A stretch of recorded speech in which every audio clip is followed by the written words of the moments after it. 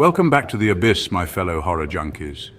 Tonight we're stepping onto haunted grounds, where the hallowed halls of academia echo with more than just universities. Places where the pursuit of knowledge collides with the spectral realm.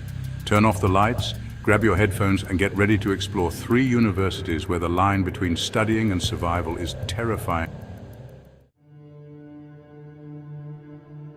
Our first stop takes us to the ivy-covered walls of Hollister Hall, a stately but aging dorm on the campus of a prestigious New England university. He's known only as the Phantom Freshman, a spectral student forever trapped in a cycle of freshman year. At first, the encounters were subtle. Students reported flickering lights, doors slamming shut on their own, and a feeling of being watched as they studied late into the night. Activity escalated. Disturbed sleep gave way to full-blown nightmares. There, at the end of the hall, shrouded in the pale glow of the emergency exit sign, stands a figure. It's a young man, obscured by shadow. He lingers for a moment, his presence radiating an aura of profound sadness and longing before vanishing into thin air. But those who had seen him, felt his presence, they knew the truth. Hollister Hall harbored a secret, a dark and troubled entity tethered to its ancient bricks and mortar. To this day, Hollister Hall stands as a chilling reminder that some mysteries are best left unsolved. Our next stop on our tour of haunted higher education takes us deep into the heart of Blackwood College, a small liberal arts university nestled in the foggy hills of the Pacific Northwest. Here, amongst towering redwoods and moss-covered statues, stands Blackwood's pride and curse. The Eldridge Library, a Gothic masterpiece of stone and stained glass, its shelves home to centuries of knowledge and something far more sinister. It's said that the library is haunted by the spirit of its namesake, Professor Elias Eldridge, a scholar of the occult and a collector of forbidden texts. Legend has it that Eldridge met an untimely end within the library's walls, consumed by the very forces he sought to understand.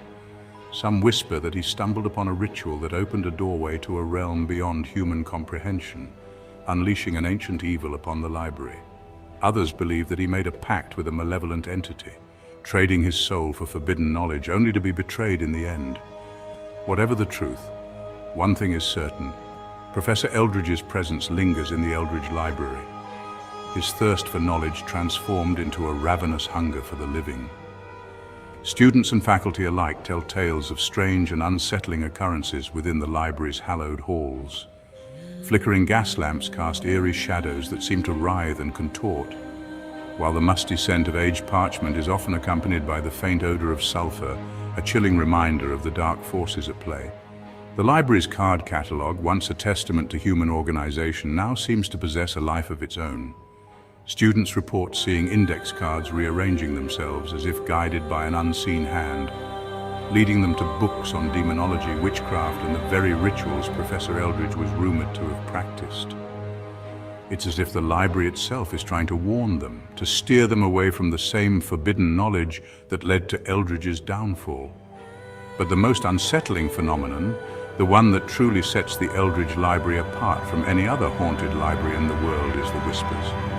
They emanate from the stacks themselves, a low, guttural murmur in an unknown tongue that seems to seep into your very bones.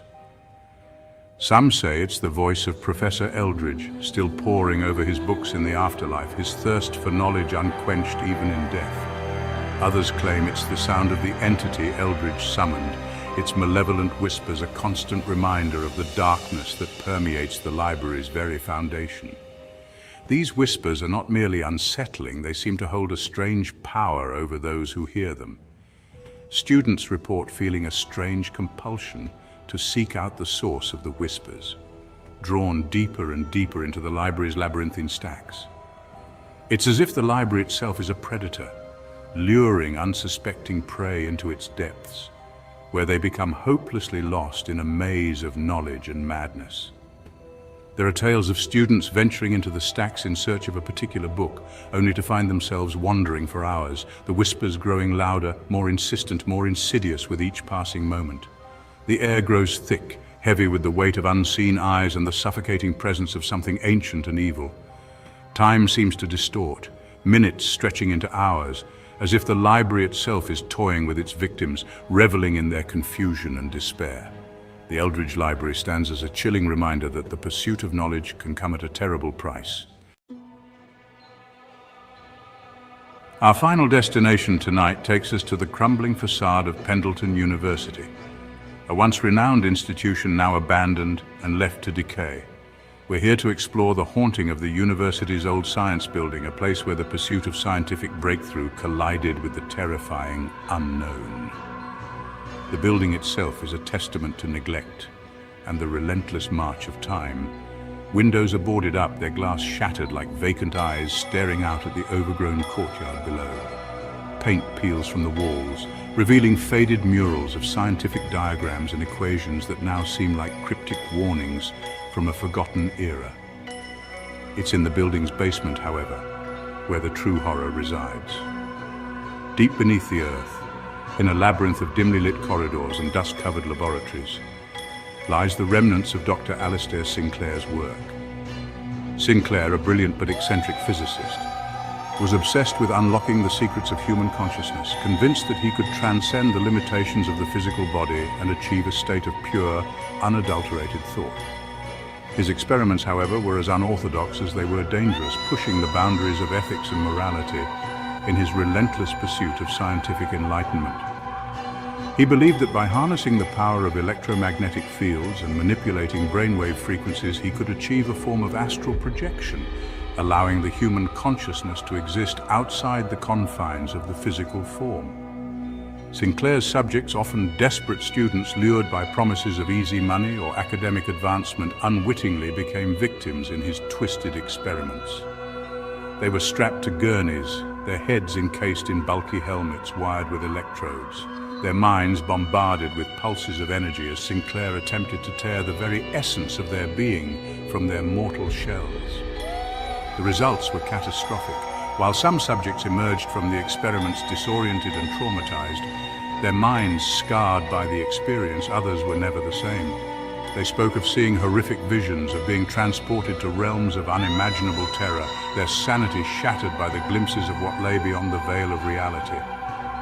Sinclair, however, remained undeterred, convinced that he was on the verge of a breakthrough, that he could perfect his methods and achieve his goal of transcendence. But his hubris would ultimately be his undoing.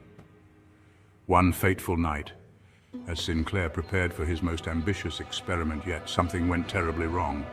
A surge of energy ripped through the laboratory, engulfing the entire building in a blinding flash of light. The university, alerted by the sudden power outage and the blood-curdling screams emanating from the science building, discovered the aftermath of Sinclair's recklessness.